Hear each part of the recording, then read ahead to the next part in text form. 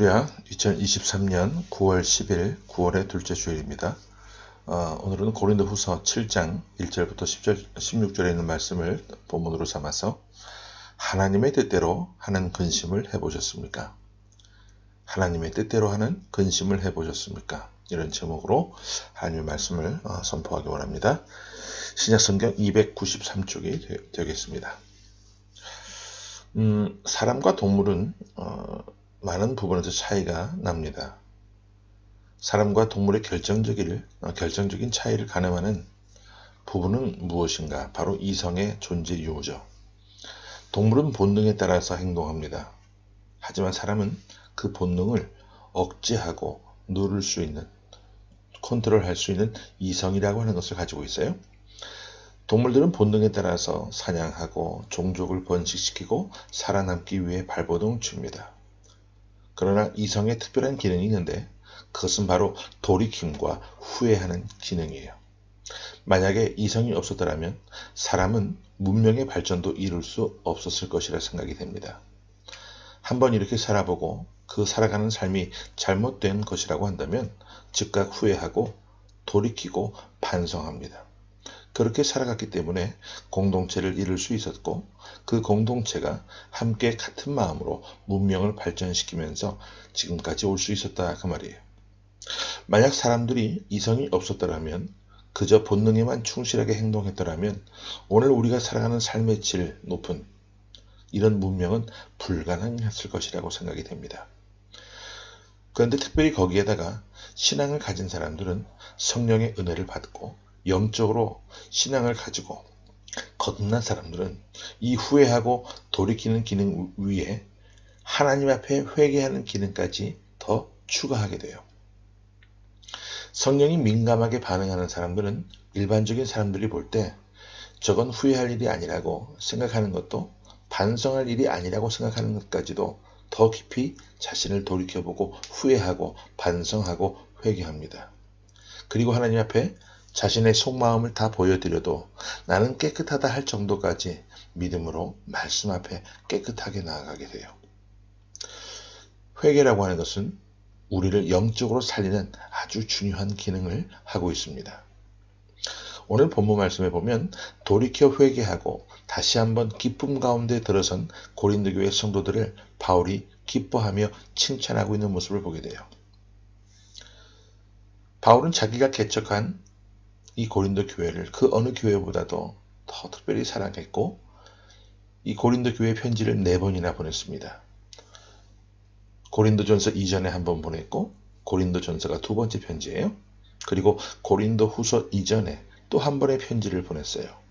그리고 고린도후서까지 총 4번의 편지를 보냅니다. 그 중에 바울이 가장 근심하며 가장 걱정하며 가장 그 교회를 사랑하는 마음이 담긴 편지를 보냈는데 그것이 바로 3번째 편지였습니다.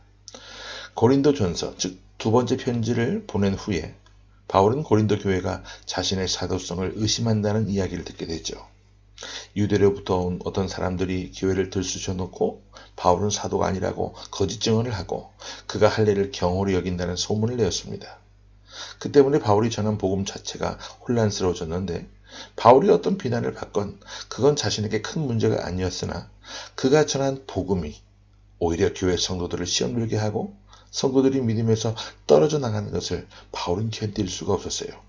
그래서 작정을 하고 편지를 써서 보낸 것이 3번째 편지였다 그 말입니다. 그 편지를 보면 성도들을 강하게 질책하는 내용도 있었고 읽어보면 그 읽어본 사람들 모두가 근심할 만한 그런 내용의 편지였습니다. 그 3번째 편지를 디도가 가지고 갔고 바울은 디도가 소식을 가지고 돌아올 때까지 도저히 아무런 일도 할 수가 없었어요. 일이 손에 잡히지 않았던 것이죠. 그러면 우리 본문 5절 말씀부터 함께 말씀을 보기를 원합니다. 자, 시작. 우리가 마게도냐에 이르렀을 때에도 우리 육체가 편하지 못하였고 사방으로 환난을 당하여 밖으로는 다툼이요 안으로는 두려움이었노라. 바울의 심정을 솔직하게 있는 그대로 표현하고 있는데 복음을 전하다가 외적인 고난과 어려움을 겪는 일은 바울에게 다반사로 있었습니다. 돌에 맞아 죽을 뻔한 일도 있었고 강을 건너다가 배가 파손할 뻔도 했고 맹수의 공격을 당하기도 했고 사람들에게 항상 살해 위협에 시달리기도 했습니다. 그런 것들은 다 견딜 수 있는 그런 외적인 시험이었고 고통이었어요. 하지만 가장 심각한 문제는 뭐냐면 내적인 불안과 두려움이었습니다. 바울은 굉장히 믿음이 강한 사람이었고 또 굳센 사람이어서 아무리 외적인 어려움이 있어도 풍파가 불어닥친다 할지라도 내적인 시험은 잘 당하지 않는 그런 부류의 사람이었습니다. 그런데 바울이 당한 두려움은 바로 고린도 교회를 향한 두려움이었어요. 고린도 교회가 이렇게 하다가 성도들이 믿음을 잃을까봐 바울은 겁이 났고 그것 때문에 노심초사하게 되었고 편지를 들고 간 디도가 돌아올 때까지 아무런 일도 할 수가 없었던 것이죠. 그런데 기다리던 디도가 드디어 돌아오게 되는데 좋은 소식을 갖고 돌아옵니다. 6절과 7절을 이어서 보겠습니다. 자, 시작. 그러나 낙심한 자들을 위로하시는 하나님이 디도가 옴으로 우리를 위로하셨으니 그가 온 것뿐 아니요 오직 그가 너희에게서 받은 그 위로로 위로하고 너희의 사모함과 애통함과 나를 위하여 열심히 있는 것을 우리에게 보고함으로 나를 더욱 기쁘게 하였느니라. 여기 보시면 애통함이라고 하는 말을 바울이 사용하고 있는데 바울이 보낸 편지를 읽고 고린도 교회 성도들이 애통하며 회개했다는 거예요. 그래서 바울은 이 큰 기쁨을 나누기 위해 네 번째 편지를 써서 보내게 되는데 그 편지가 바로 고린도 후서입니다. 바울은 자신이 보낸 편지가 잠깐 고린도 교회 성도들을 근심하게 했지만 궁극적으로는 너희를 구원으로 돌이키게 하는 놀라운 복이 되었다라고 말하고 있습니다. 우리 이어서 8절과 9절을 계속해서 봅니다. 자, 시작. 그러므로 내가 편지로 너희를 근심하게 한 것을 후회하였으나 지금은 후회하지 아니함은 그 편지가 너희로 잠시만 근심하게 한 줄을 알미라. 내가 지금 기뻐함은 너희로 근심하게 한 까닭이 아니요 도리어 너희가 근심함으로 회개함에 이른 까닭이라. 너희가 하나님의 뜻대로 근심하게 된 것은 우리에게서 아무 해도 받지 않게 하려 함이라. 지금 바울이 보낸 편지가 고린도 교회 성도들을 잠시나마 근심하게 했지만 결국은 그 편지가 그들을 돌이켜서 회개하게 하고 애통하게 함으로 말미암아 하나님 앞에 바른 믿음과 바른 복음을 다시 가질 수 있어서 정말 자신은 기쁘다는 그런 표현을 하고 있어요. 바울이 말한 이 표현 중에 아주 중요한 표현이 하나 나오는데 하나님의 뜻대로 근심하게 된 것이라는 표현입니다. 바울이 이 표현을 한 번 더 표현하는데 10절을 봅니다. 자, 시작. 하나님의 뜻대로 하는 근심은 후회할 것이 없는 구원에 이르게 하는 회개를 이루는 것이요 세상 근심은 사망을 이루는 것이니라. 자, 하나님의 뜻대로 하는 근심은 회개하게 하는 근심이요 세상 근심은 결국 우리를 사망에 이르게 하는 것이라고 이렇게 구분해서 설명하고 있어요. 결국 바울은 자신이 쓴 편지를 읽고 고린도 교회 성도들이 깊이 근심하였지만 그 근심의 결과가 무엇이었다라는 거예요? 회개를 이루게 되었고 그 회개는 다시 한번 복음 앞에 설 수 있게 된 회개였기 때문에 결국 이 근심은 하나님의 뜻대로 하는 근심이었다라고 말하고 있는 것이죠. 그러면 여기서 우리 자신들을 한번 살펴볼 필요가 있을 것 같아요. 여러분 오늘 어떤 근심을 하고 계십니까? 사람으로 태어나서 살아가는 동안에 걱정과 염려와 근심이 없는 사람은 아마 없을 거예요. 하지만 오늘 우리가 하는 근심들의 종류를 여러분들 한번 하나하나 생각해 보시고 종이에 기록해 보시기 바랍니다. 과연 이 근심이, 내가 하는 근심이 결국은 근심 끝에 회개로 이르게 하는 근심인가? 아니면 그렇지 않은 근심인가? 사람들이 하는 걱정 가운데 대부분의 걱정은 내가 관여하거나 내가 해결할 수 없는 그런 걱정인 경우가 굉장히 많아요. 대부분 경우들이 물질적인 것들 또는 인간관계에서 기인한 문제들이 대부분입니다.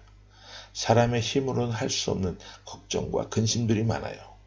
하지만 이런 걱정, 근심들이 내 골수를 마르게 하고 진액을 마르게 하고 내 영혼을 비참하게 하고 힘겹게 만듭니다. 여러분, 이런 근심에서 벗어나야만 한다는 거예요. 오히려 우리가 정말 해야 될 근심은 뭐냐? 내가 지금 이 모양 이 꼴로 살아가서는 되겠는가? 내가 하나님의 뜻대로 살아가고 있는가? 오늘도 나는 내 말과 행위와 삶의 모든 것이 주변 이웃들에게 선한 영향력을 끼치고 있는가? 아니면 그렇지 않은가? 내가 살아가는 이유에 대해서 여러분들 한번 점검을 해보시기 바랍니다.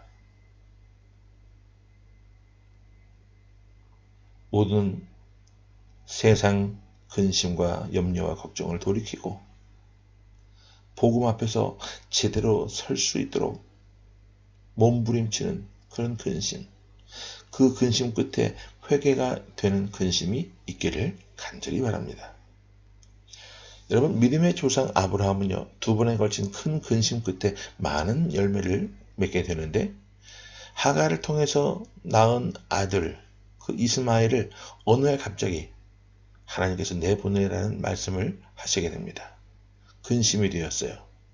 왜 걱정이 되지 않았겠습니까?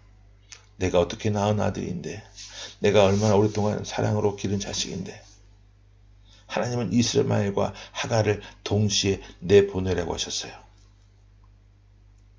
아브라함이 밤새도록 고민하고 근심했습니다.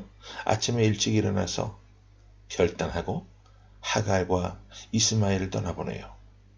하나님의 뜻대로 하는 근심이었고, 이 근심의 결과가 어떻게 나타나느냐?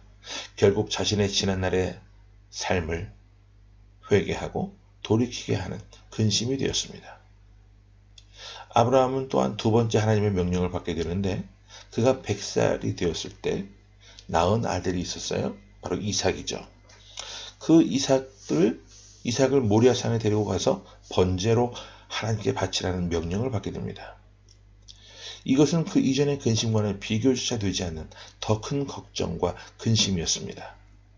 이삭을 낳고 나서 한 번도 하나님의 이름을 제대로 부르지 않았던 아브라함에게 하나님은 하나님과 아들 사이에 양자간의 결단을 내라고 명령하셨던 것이죠. 그는 밤새도록 걱정하고 고민하고 기도한 결과 돌이켜서 회개하고 하나님의 본심을 깨닫게 됩니다. 그리고 하나님의 뜻대로 사흘길을 가서 모리아산에 아들과 함께 올라갑니다. 결국 그는 이 2번에 걸친 근심 끝에 하나님의 본심을 깨닫고 믿음의 조상이 되는 엄청난 큰 복을 받게 되죠. 자, 오늘 여러분은 무엇 때문에, 무엇으로 말미암아 근심하며 살고 계십니까? 하나님께서 우리에게 주시는 깊은 근심의 본질 앞에 정말 우리가 실제적으로 근심해야 될 것들을 붙들고 걱정하고 근심할 수 있는 삶의 모습이 있기를 바랍니다. 그리할 때 하나님께서 우리에게 큰 열매로 아름다운 믿음을 선물해 주실 줄로 믿습니다. 그 믿음을 가지고 하나님과 사람 앞에 당당하게 세움을 받는 저와 여러분의 모습이 될 수 있기를 간절히 주의 이름으로 축원합니다. 아멘. 우리 함께 말씀을 기억하면서 기도하겠습니다. 주님, 은혜를 감사합니다. 오늘도 저희들을 부르셔서 진리 가운데 인도하시고 이 진리의 말씀을 통하여 깨닫게 하시니 감사합니다. 우리가 썩어 없어질 세상의 모든 잡다한 생각과 그 생각들로 말미암아 기인하는 여러 가지 문제들로 말미암아 근심하며 염려하는 그런 세상 사람들과 똑같은 그런 모습으로 근심하며 살아왔던 우리의 연약함을 주님 용서하여 주옵소서. 오직 하나님의 뜻대로 하는 근심을 우리가 진정할 수 있는 삶으로 변화되게 하여 주시고 하나님의 뜻 가운데 살고자 더욱더 몸부림치는 귀한 영혼의 소유자들 되게 하여 주옵소서. 그런 삶이 되었을 때 아브라함이 받았던 그런 귀한 복을 우리 또한 받고 누리며 살 수 있음을 기억하게 하시고 오늘 이 말씀을 통해서 우리의 삶이 다시금 점프할 수 있고 이 세상의 모든 근심과 염려를 뛰어넘을 수 있는 담대한 믿음의 수호자들이 될 수 있도록 하나님 우리에게 귀한 믿음을 허락하여 주옵소서. 살아계신 예수 그리스도 이름으로 감사하며 간절히 기도하옵나이다. 아멘.